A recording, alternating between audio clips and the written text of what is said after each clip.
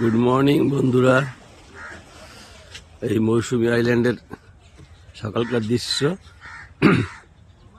পুরো জল চলে এসছে মাচার নিচে অবধি। এটা বঙ্গোপসাগর,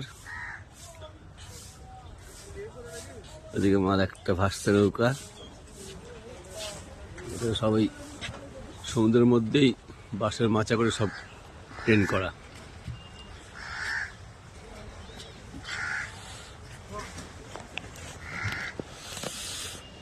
গুড মর্নিং, দিনটা সবাই ভালো যাক, সবাই ভালো থেকো।